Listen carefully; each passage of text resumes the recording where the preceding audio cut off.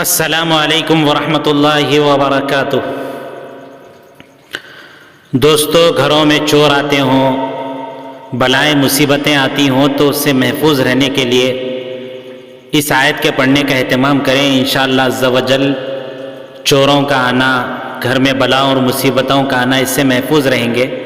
چنانچہ مولانا اشرف علی صاحب تھانوی رحمۃ اللہ علیہ فرماتے ہیں اعمال قرآنی میں چور اور بلاؤں سے محفوظ رہنے کے لیے آمن الرسول بما انزل الیہ من ربہ والمؤمنون کل آمن باللہ وملائکتہ وکتبہ ورسلہ لا نفرق بین احد من رسلہ وقالوا سمعنا واطعنا غفرانک ربنا والیک المصیر لا يكلف الله نفسا الا وسعها لها ما كسبت وعليها ما اكتسبت ربنا لا تؤاخذنا ان نسينا واخطأنا ربنا ولا تحمل علينا إصرا كما حملته على الذين من قبلنا ربنا ولا تحملنا ما لا طاقة لنا به واعف عنا واغفر لنا وارحمنا أنت مولانا فانصرنا على القوم الكافرين۔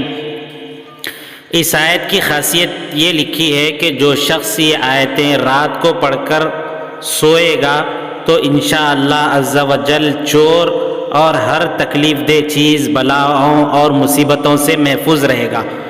اس آیت کو رات کے سونے کے وقت پڑھنے کا اہتمام کریں۔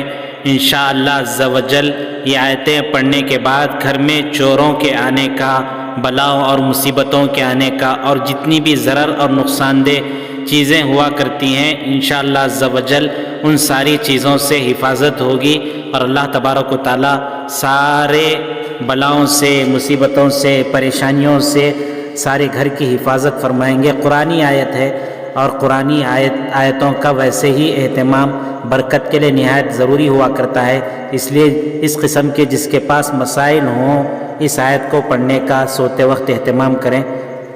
السلام علیکم ورحمۃ اللہ وبرکاتہ۔